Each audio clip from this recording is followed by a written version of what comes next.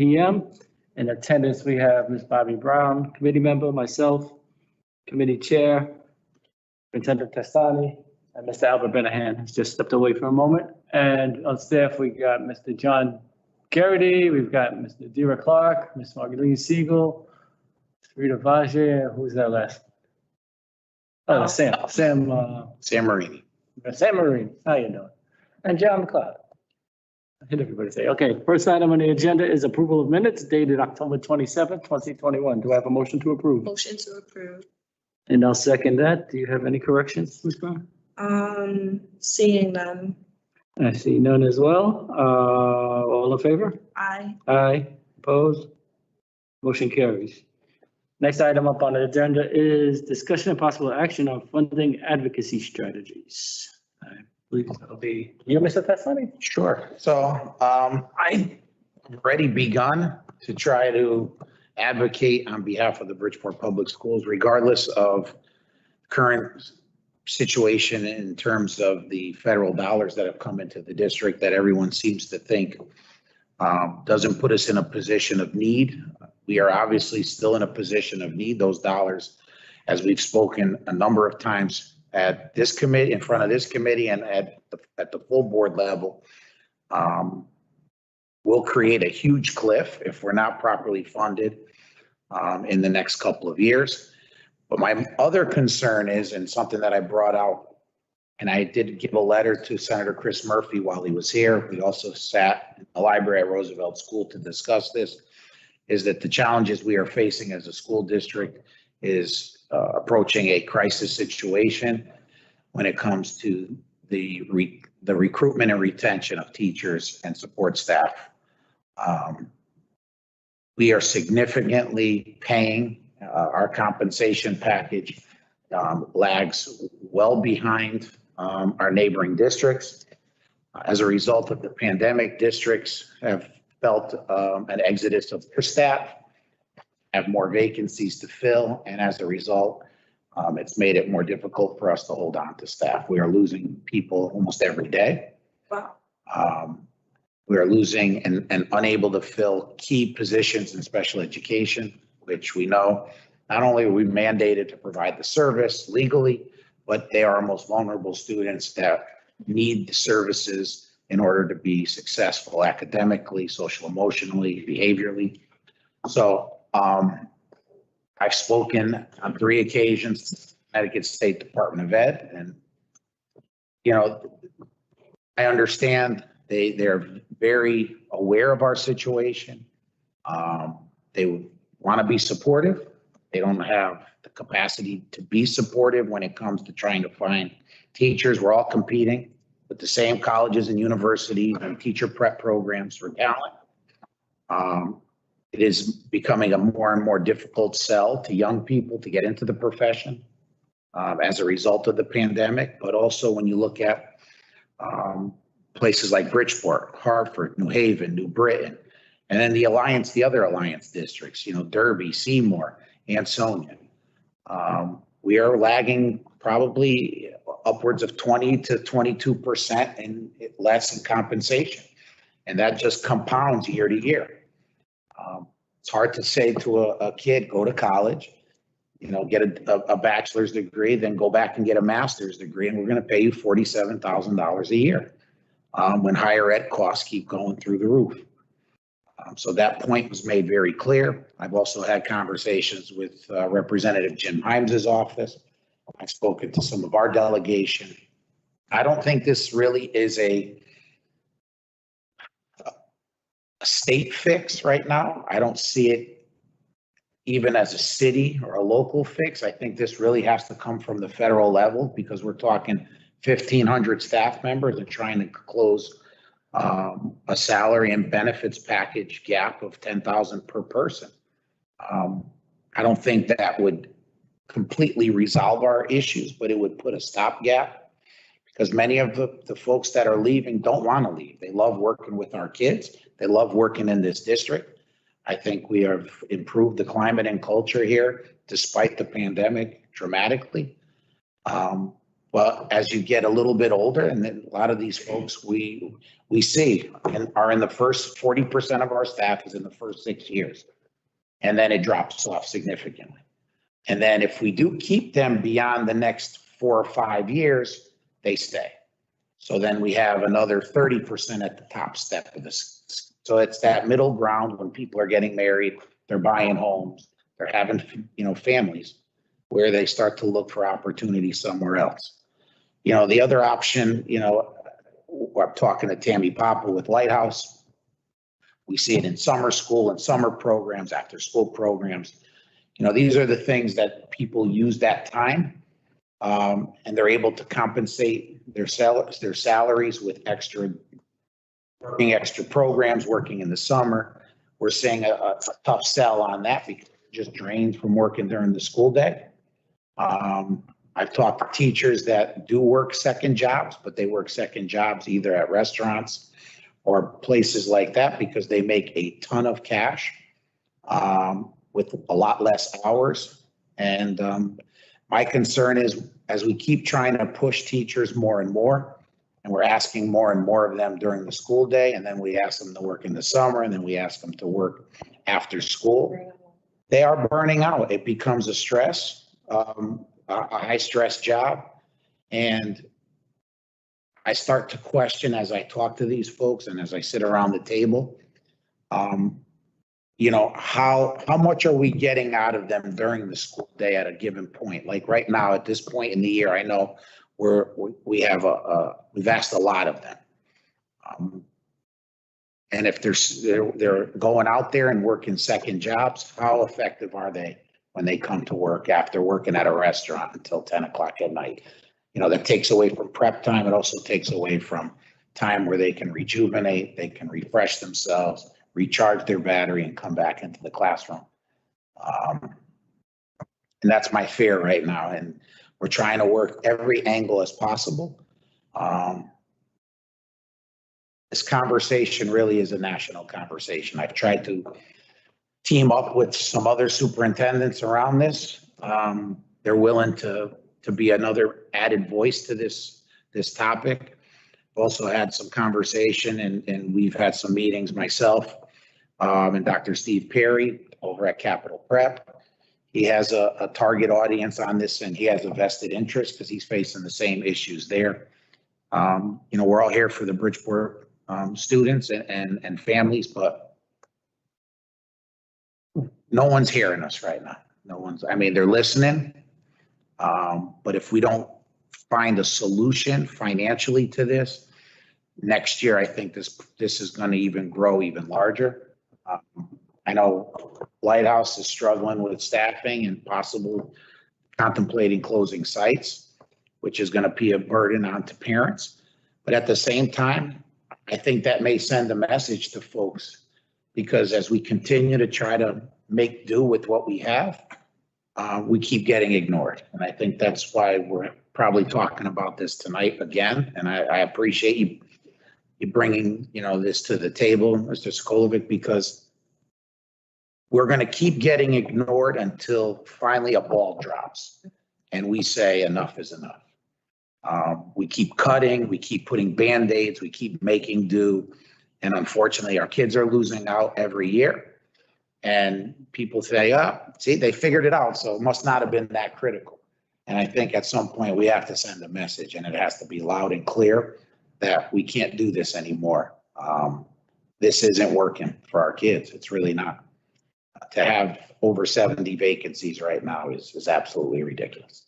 To have special ed teachers leaving us, to not have enough paraprofessionals when other districts are sitting there with a wealth of people in their district. Just an example, we had a teacher that used to teach pre-K here in Bridgeport, left a couple of years ago to go to Milford. Pre-K here with 1 para, pre-K there with 5 paras. Wow. All right.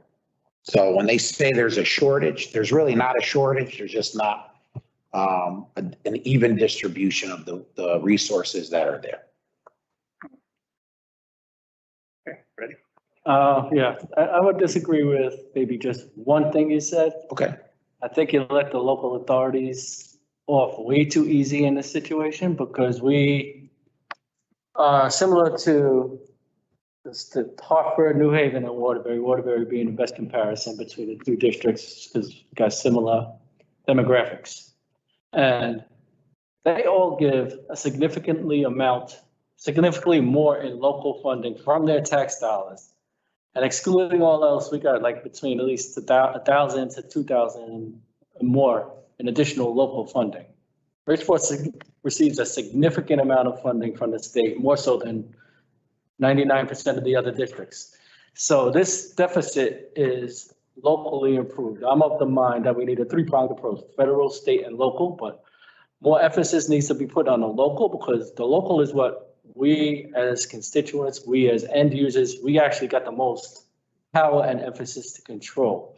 If Waterbury could come up with an extra 1,000 to 2,000 per student, if New Haven could come up with an extra 1,000 to 2,000 per student, and they're just as, actually Waterbury's less well off financially when you compare the two cities. If those two cities can do that, why can't Bridgeport? Ask the Siegel what we could do an extra 1,000, at least an extra $1,000 in local funding per student. That's about $19 million easy per year, correct? Correct. Oh, listen, I agree with you. I don't think we disagree. What I'm saying was when I said that maybe it didn't come out right. I don't think this is something that can be solved immediately by the local because we've gotten to this point over a long period of time of obviously neglect from the local side of flat funding or what's basically become no funding. No funding.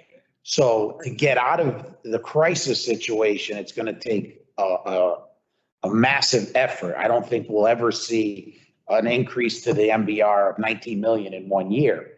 It could be gradual where we can get there if we got 5, 5, 5. But in the meantime, I think the only way to really get us out of this crisis situation is being able to use or get help from the federal government. Because, I mean, if we could have used this CARES money, this ESSER money to create an endowment, for example, where we can draw upon it like a college or university, that would have been great. Or if we could have, they said, all right, this is coming. And then when this runs out, another bunch of money's coming, it would be helpful. But right now, I think you're right. The local share needs to improve greatly. And if we can do that over the course of the next 3, 4, 5 years, that would be greatly appreciated. My concern is the growing costs as well. And it's not such a hard fix as one would think. It will take a budget cycle. All it's going to do is change the thinking of the city council and the priorities.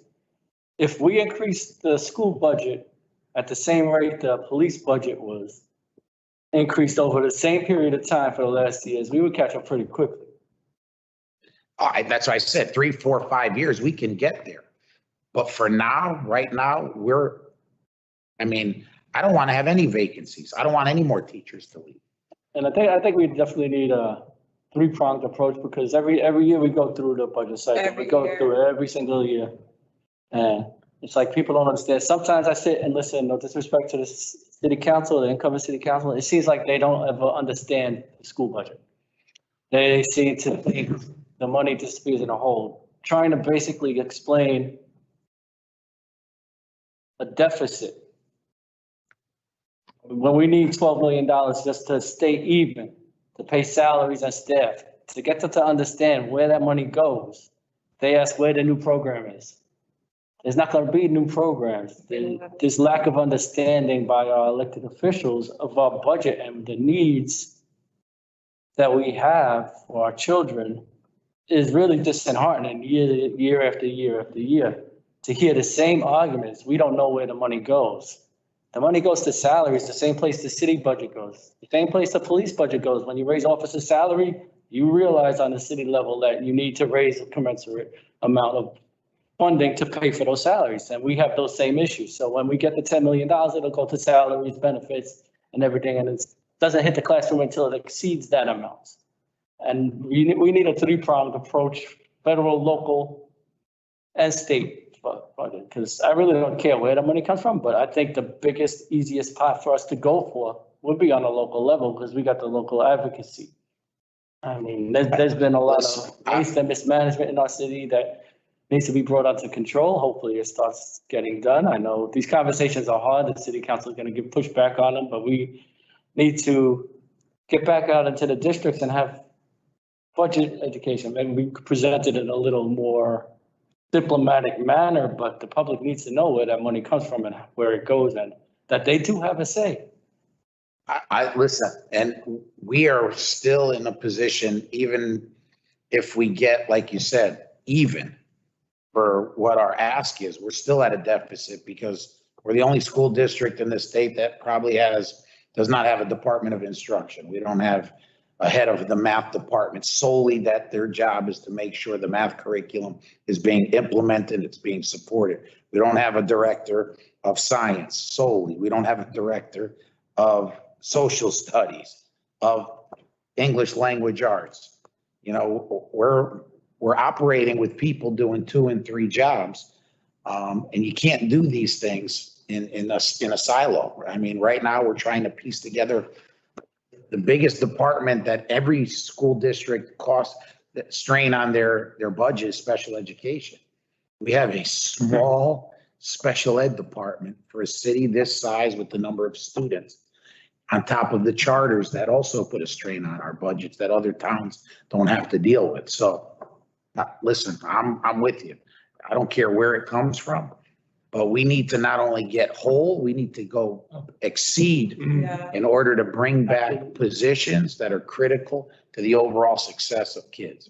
I know we don't want to say that our district is, run by money, but if you look at it from the long perspective, no teachers, that means our students are not properly educated. Right. Improper staff, our students still at the end of the day are affected by what we don't have. And then the burnout for those that try to do the most and go over and beyond, and it still becomes a lack. And I know I'm the youngest here, but I'm also I remember these going and advocating as a freshman, and to hear the same language over the years has not changed. And I'm almost I'm a grown adult now. Yes. So it's like the sins of our father become the sins of our children, and I say that because I look at it like, when are we going to be at a place where we can literally say that we have an operating budget that supports all of our staff, but also make sure that our students are properly prepared? Because we can do all the programming we want, but if we don't have the support that we need with the district to carry on that outside programming or whatever, we're doing a good service to our students. And I hear you, Joe. I'm curious to see, where do we even start to really put this work in? Like, I feel like we meet enough, but like, what's the next step? Piece by piece. Well, I think at some point we have to send a message, and it may be a message. I know. When you say message, are you talking about email or you? No. The message is going to get sent itself. Honestly, that language is a little loaded sometimes for people because it seems like we're doing it to send a message. We do it because there's no choice. There's no other choice. You cannot cut anymore. We can't. Actually, we need to start expanding and adding things to the budget to make sure our kids get what they need. Yeah. There's been a lot of talk in the last year or plus about equity. Equity starts in the classroom with having a highly trained, highly qualified teacher to provide teaching and learning to kids. Without that, you can't talk about curriculum. You can't talk about anything else if you don't have the person there that's going to deliver that in a high quality teaching and learning environment. Mm-hmm. And that's where our kids get shortchanged right off the bat every year. We're a training ground. We have good teachers that once they get their feet wet and start to really hit their stride, they go on somewhere else and teach other kids. And that's not fair. It seems like an overwhelming problem. You and Mr. Benahan, you've somewhat actually been blessed to come on the board just prior to COVID because there wasn't as many difficult decisions outside of COVID with as far as budget cuts and kind of stuff. I mean, it was heartrending to actually sit in a room. Because you see me, I go out into the community. Mm-hmm. I had to go out and talk to people who had to vote to eliminate their jobs. I had to tell paraprofessionals standing and coming to meetings and no, we can't bring you back because we just don't have the money. And that impacts, and that's really what we're headed for in a big, big way coming very shortly. The next probably 2, when this COVID funding runs out and all the rugs are pulled out from under us, we're in real trouble. And I ain't seen nothing yet as far as having to look people in the eye and tell them, might have to look people in the eye and say, we got to close your schools. Might have to look people in the eye and tell them, you got to have 30 something kids in the classroom, but 30, like, it's like, I see he's coming. You say it's overwhelming. It is overwhelming. But what we got to do, it's like a giant jigsaw puzzle. First, we got to get the corner pieces in place. If you look at it as a giant jigsaw puzzle and you look at a big pile, you're just going to get overwhelmed. You just got to look at the corner piece, corner piece, corner piece. Then you get the sides, then you get the edge, and then eventually the puzzle will come together. Mhm. So I suggest, let me see, Albert, you got anything that's something like to say? Because I can go off a long time. Me too. I'm with you. I've been having these conversations. Mr. Sonny, I know we struggling in a lot of things, about the budget, stuff like that. When you sitting down with all these people, that's big people about the budget, and you show them, I know you showed the report, where the money go, how much money we need, where the money spent. And they know we need more. What they tell you, they really know. I believe they really know. It's nothing they can say. We're trying to help you. You're gonna get some extra, because like you said, sometimes the city council, they don't know exactly where the money go, because it's a lot of things. They think we are having fun with the money, and sometimes we're very short. But when you show them the report, they say, listen, this is the money, this is where to go, and this is the negative, I still need more. Well, It's something they. Oh, they listen, they're good at, but I mean, I even offered to Senator Murphy to go to Washington and testify before Congress or before a subcommittee, because this is not just a Bridgeport problem. Right. And they are the ones that discuss and use the rhetoric all the time about equity, but if they want to address it, this is where it begins. This is where it all starts. I don't know what this new infrastructure bill means to But we are the one Bridgeport. that have more schools here right now, right? Bridgeport have more schools than other town, right?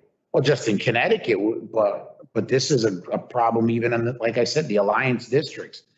I've reached out I've asked the CEA to help get behind this. But again, they represent 169 towns, the CEA, AFT. We're in the minority of those towns, so you can't upset the apple cart. I've asked CAPS to get involved in this. Here's, excuse me, that's where a multi-pronged approach would be effective. You mentioned the American Federation of Teachers, AFT. We could align with them on the issues that flow through all the districts. And Connecticut Union, we could align with on a Connecticut level. And on a local level, we could align ourselves with the voters, because that's where we'll have the most impact. Because Bridgeport could swing elections in the state of Connecticut. Well, what I suggested to the PEA last week was that, they as a union, a local union, with the other alliance districts could break away from the CEA and really send a message when you have 33 towns and municipalities that break away from the state organization to create their own body. That sends a message. That says something loud and clear that if you're not going to advocate on our behalf, we will on our own. Now, of course, is that going to happen? I'm sure it's not going to happen, but it's time to just get loud. It's time to make some drastic decisions that let them understand where we're at and what we're preparing for. So we need a three-pronged approach: local, state, and federal. I already got pretty much local. I would like to bring back the community forums in each district to explain the budget, explain where the money comes from, with an emphasis where we're advocating. Emphasis got to be on where we're advocating. The emphasis for local will be local funding, how the budget is funded locally, and how it compares to other districts. I mean, it was effective. It was a little maybe too assertive, but it was quite effective. Well, you didn't get yelled at by the governor when he came to Harding for the assertiveness, so, but I'll keep going. But yeah, it's effective because the reason American Cancel is not because people are calling names. We get called names every day. we get called out of our name. I mean, I've been called stone cold racist. That didn't make me change anything I do or anything how I act and behave on the board. What prompts people to action is when constituents call them, especially local politicians. When they start getting phone calls, then they start getting nervous. So the last community forums, what I suspect happened is people were getting phone calls and people were starting to wake up in these districts and how the budget, how they could actually change things and how the budget works. And that prompted phone calls on the other side upstairs over here, which ended up squashing the community forums. I think a lot also you have to look at the groundwork in a sense. I feel like for our parents and staff to really see this as it's not a hamburger. And I say that because we watched how quickly that became a major issue. But then we're worried about hamburgers. Yes, that is an issue. But the systems that create these things that create these hamburgers, we need parents to understand the bigger picture. And I don't know, and this is me just speaking, but having a community side within the district that literally just their only goal, maybe I'm not saying it the right word, the only goal is to make sure that the community issue, the parents and all of that issues are all aligned. So when we have these forums, we have them busting down the doors because they've been informed, they've had, all these different individuals coming together. Because I look back and I say all the time, I remember when we had a different superintendent at one point in time, and I would go to those meetings with my mom and it would be packed with parents. And maybe nothing has changed, as far as what was happening, but the support was there. Watching the parents stand up behind, one another, and they may not have had an actual vote at that moment, but just seeing the impact that what decision you're about to make is going to affect all these people in this room. Absolutely. And I think numbers, say a lot, but even maybe a 4-pronged approach, keeping the community at the forefront so they can better support you. They can better support the board. I think some footwork has to be done. And I'm only saying it from the mobilizing and the activist side of me, but I've seen how that can really affect, those that hold the power. Absolutely. From the state all the way up to. Well, I think from the state approach, we have a good strategy, the delegation, and we have some ears, and because some of the powers that be at the state level also are impacted by this now, from the rural districts as well. So that's a good thing. I think from a federal level, we're just going to keep pounding the door. Right. But I think the local is where we really need to have a strategy in place that gets parents, especially with a gubernatorial race next year and the mayoral the following year. And I would suggest we start in the districts, with new city council people, because they haven't been indoctrinated just yet.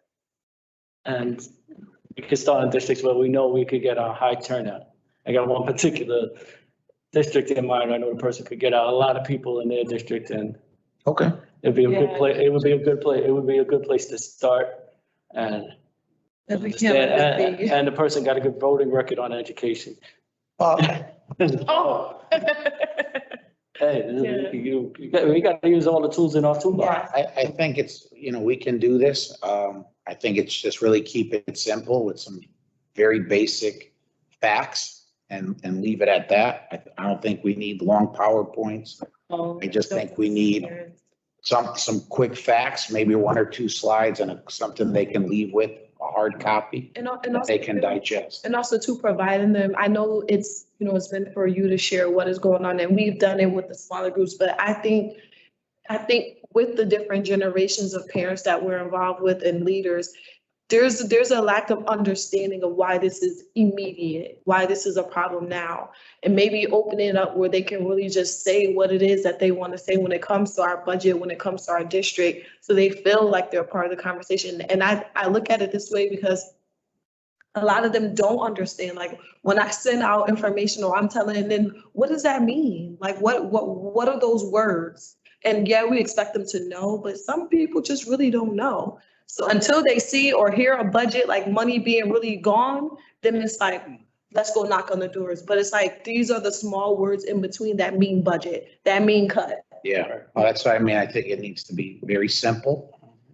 Just some facts and what the reality that we are facing in a couple of years. And actually not even in a couple of years, the reality we face now. Right. Maybe in the past. Because, you know, it may not be your child without a teacher right now. It could be next week. Or tomorrow. Right. Because that teacher could resign to take a job somewhere else. And then your child will have a substitute teacher or a revolving door of substitute teachers for the remainder of the year. And I think that's where the problem is until it impacts a large enough group of people. And that's why I think when you talk about maybe not from only a budgetary standpoint, but just of an efficiency standpoint, when you start talking about schools that are under enrolled, and there's multiple and similar demographic areas, and the fact that we may need to consolidate, that may get people stirred up. I'm touching that word alone. That could, no, the word consolidate is just like, the word consolidate means close one school. Turn two into one, that one disappears. Well, and in some cases, it could be close two schools Right. and combine into a third school. Right. And, you know, there may be some transportation costs that go along with that, but Yeah. it'll still be an overall savings and you operate a building much more efficiently. It's something we haven't done in a long time, but other districts do it quite often. And that's to bring in a company that does a demographic and an assessment of the district, look at district lines where we could be more effective. You know, where the population growth is, where the housing market has impacted this, the age of the birth rates in the area, all those things that you can predict out for the next 10 years possibly. It's not 100% accurate, obviously, because of the transiency of the population, but we can get some projections to show people this is where, I mean, we grew in the last few months, we grew at a high rate. And if this continues, I mean, we have schools like Johnson School that usually have overcrowding at the elementary level. It's across the board now. That has to be looked at because you have other schools that are underutilized in terms of space. And we need to take a look at this, and it's going to cost a little bit of money. But I think it's going to be well worth it to have things in hand. Rather than just think that we're arbitrarily making decisions. Right, definitely.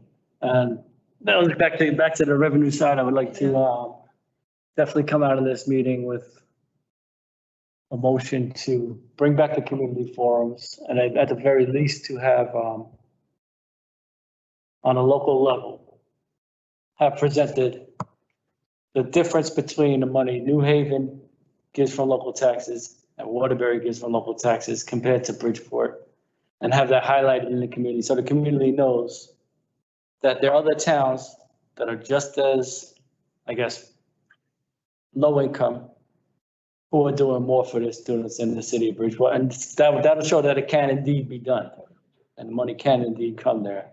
Mhm. So with that in mind, I'd like to make a motion to bring back community forums in each of the 10 districts, starting as soon as possible. And I'll second that. Any more discussion? All in favor? Aye. I don't get a vote, but I'll be the one doing the Right. work. I'll be with you at every single one. Thanks, man. I appreciate it. I'll be there to support. Same here. Thank you. A hard Okay, three. motion carries on that one. Okay, so now we get to the timeline, which is integral in this, because before we get too deep into the timeline, we don't want to be advocating at the last moment. Well, I mean, I think it's obvious. Marlene was great in putting together the timeline.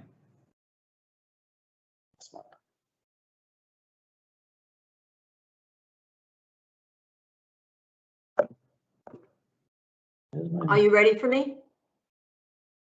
Could you present the timeline? Yeah, I mean, you presented the timeline, Marlene. I Yes, think, are you ready for my presentation? Well, I don't know if we need a presentation more so than just an idea of how urgent would you think for us to be able to get out into the districts and have these public forums, to have them completed by? I think that's more, rather than go through an entire, I mean, Yeah. the timeline's pretty clear cut. I just think that we Yeah. need to have a better understanding of how urgent it is to complete. Is it by Well, the February standard, 4th? I'm sorry. So rather than go out like we have around February 10th, I'd be out there presenting the forums on the Mhm. budget that we're requesting. But to get to those district leaders, those city council folks, is it imperative to get to them and all 10 districts prior to February 10th? Well, I think it's important to present the budget plan, which would include the anticipated gap and the projected gap plan in January, Okay. as we do every year. No. What I'm saying is, what we're saying here is, we're going to go out to each of the 10 city council districts to start garnering support from them in their district, having folks come out so that we can educate them on just the state of the district now, and this is only going to get worse. Should that be completed before we start presenting the actual budget? You could certainly initiate that process. I think what we have been advocating for over the last several years is for the city to establish a funding stream with definite fund sources for the Board of Education.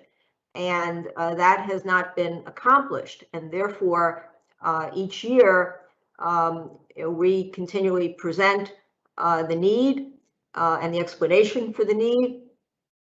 And the end result is usually the city adding, either $1 million or $2 million to the budget. The operating budget now, inclusive of the city share and the state share, including Alliance ECS, is approximately $260 million.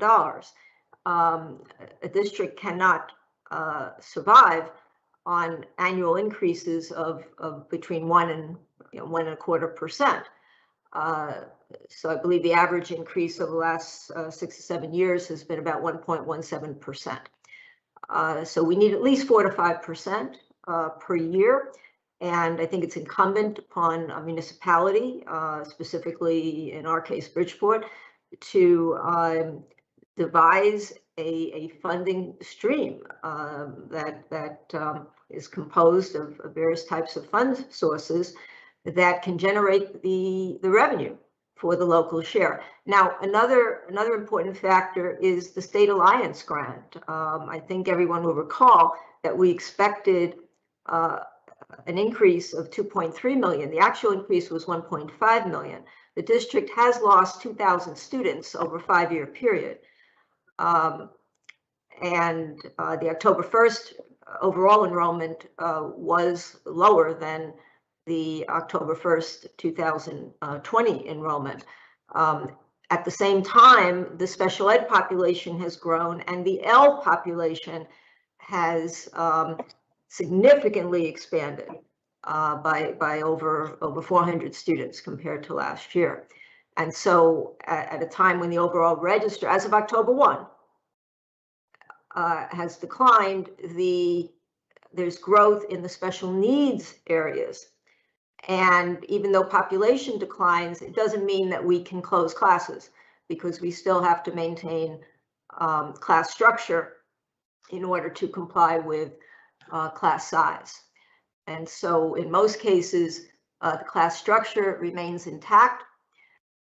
We have to continue to maintain those classes. The special needs are growing due to the growth in the special needs populations. And in the case of special ed, for example, those students many times will mainstream into general ed classes, so we have to maintain seats for those students. And therefore, our monitoring need continues to grow, even though the overall register over the last 5 years has declined. So I am concerned that with the decline in register as of October 1st, compared to the registers of the last 5 years, that the Alliance ECS allocation for 22-23 could continue to be in the 1.5 range or even lower.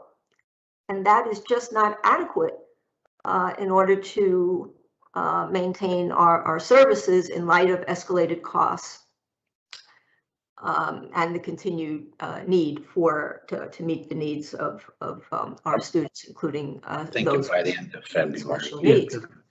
In addition, there are federal fund sources and other state fund sources that are allocated based on methodologies that incorporate enrollment.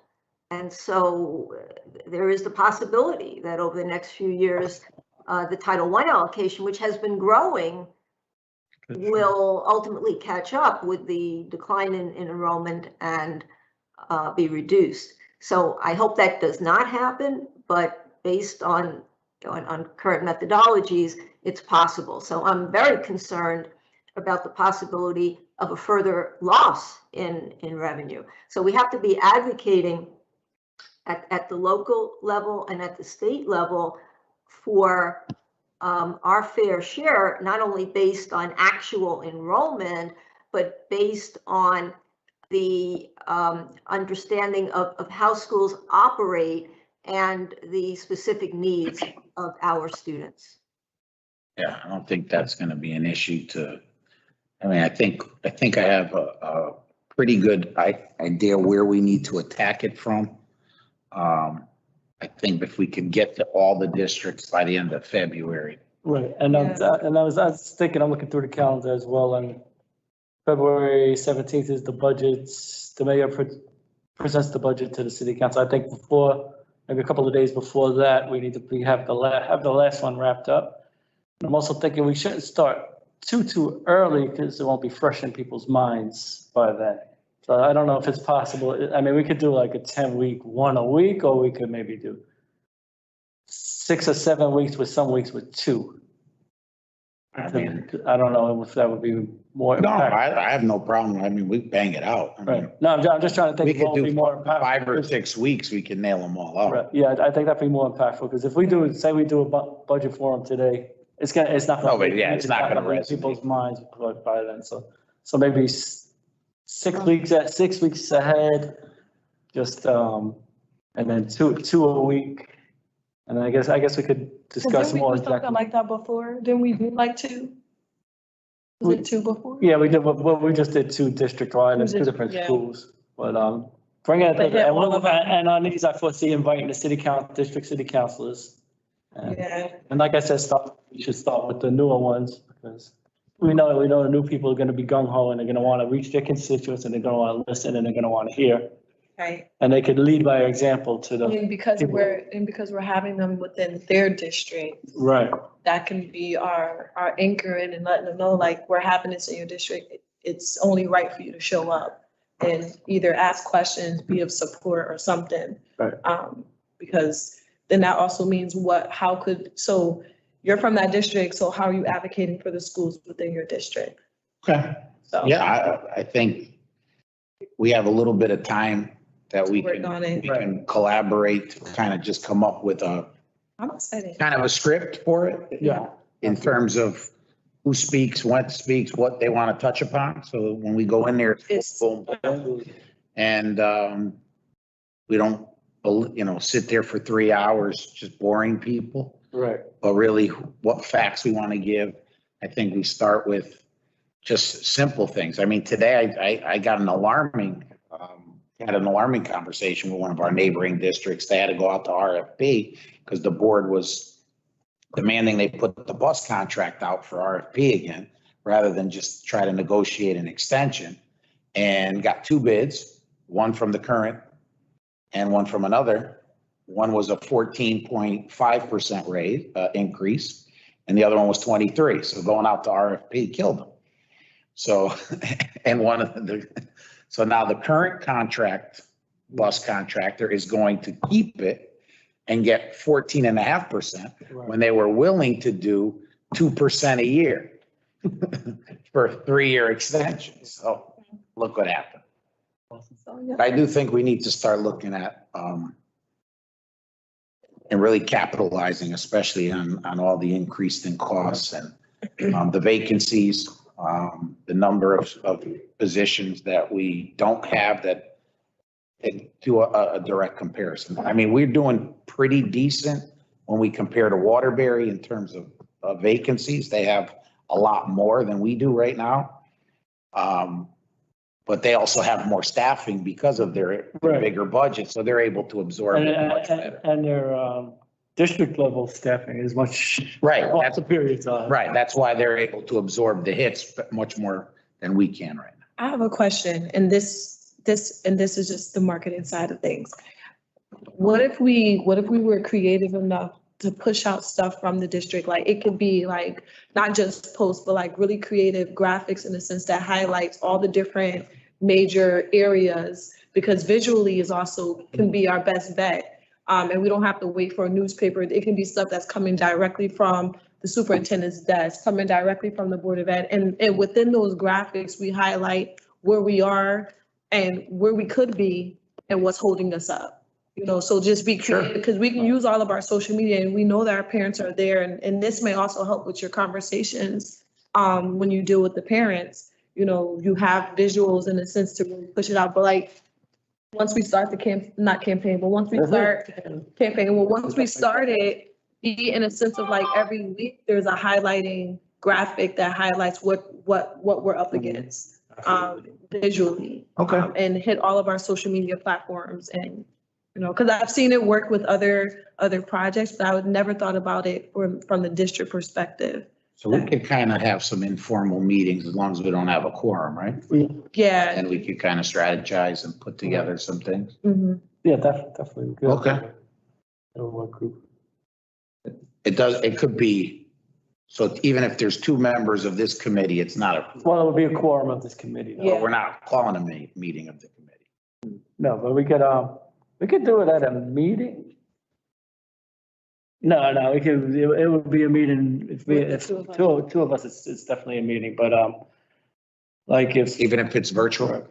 Yeah, Let's do it. yeah, I mean, there's no real secrets here. I mean, it's good to have some strategies that are not prepared for, so to speak, but, Okay. I don't see anything like if Ms. Brown has suggestions for some graphics and she goes to you about the graphics, that's a different story. But if Ms. Brown and Mr. Benahan go with you about graphics, that's their committee. I'm gonna talk to Mr. Stroud at Harding because he has a background in TV production. He worked on The Real World. Yeah, like.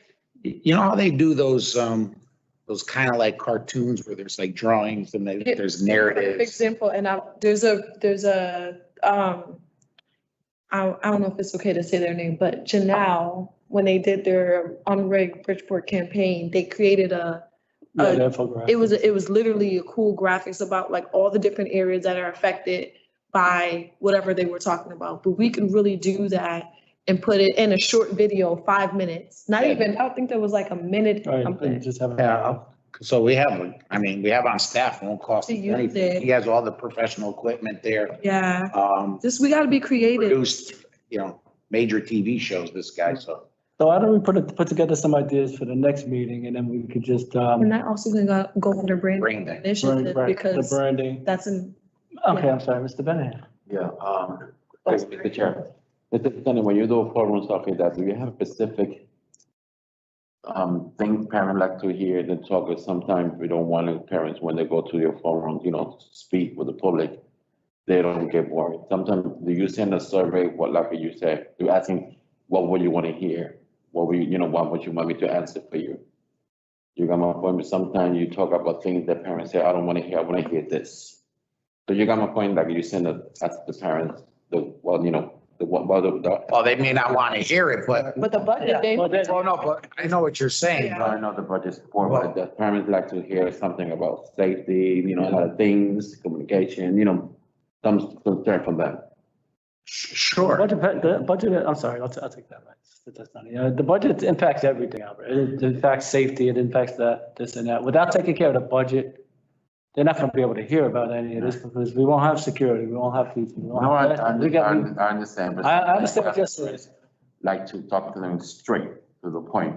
Right, Do not absolutely. make something about the budget that I support, but make the law. Make it Yeah, short, simple, they're to gonna, the point, they're gonna be short to the point, right? Yeah, oh, that's what I'm saying. I'm not gonna sit out, we're not gonna be out for 10 sessions, 3-4 hours. No. We gotta go in, we gotta hit them hard with it and keep it moving. Yeah, so- Because the so numbers would be overwhelming to anybody, but if you specifically talk about what it is for this particular thing and you put the number to it, I think it'd be impactful. Right, and the numbers do get overwhelming, but all they gotta do is, what I do when I look at them, I cut the zeros.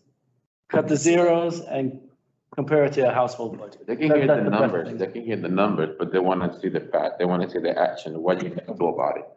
Sometimes we got good ones, they're good, they understand, sometimes they got other ones, they go, why, and they say, oh, what you gonna do about it? So, that's fine, that's the point Am I gonna do it? Albert, yeah. But I understand, Mr. Joe, but let me finish so he can Okay, understand yeah. for the record, because sometimes, we got parents, that, oh, what you gonna do about it?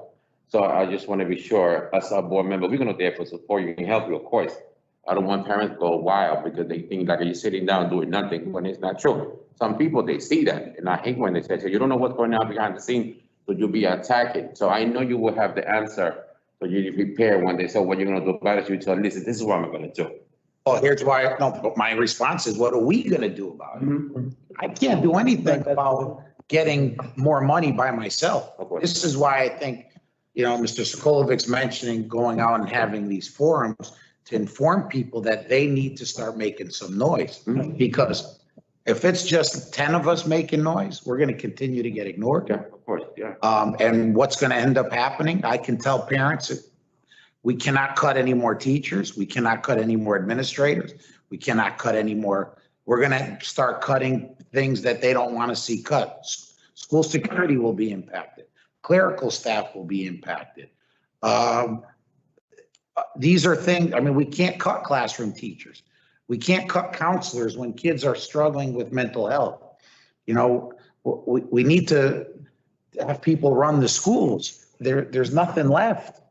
And maybe we're gonna have to consolidate or close schools. These are all realities. We're gonna have to cut programs that kids rely on, parents rely on. If we don't start getting things that we need, because again, I don't think Lighthouse, they have money to support the program. If they can't find people to work, they're gonna close sites. I don't think it's gonna happen because Tammy Papa will be creative, but at what expense? At what expense? Because now people are spread thin at a time where we need people to have an opportunity to recharge their batteries every day, to get their social emotional help that they need so that they can service kids in an effective way. So. Yeah, sorry for cutting you off, Mr. Benham, was passionate right there, but the purpose of the community forums is actually the exact opposite, not what we can do for them. This is what they could do for themselves. This is educating them to empower them to make the changes that they need to see in their community. So your usual community forum on, say, school safety, they'll come give us input, give us their thoughts about school safety. Right.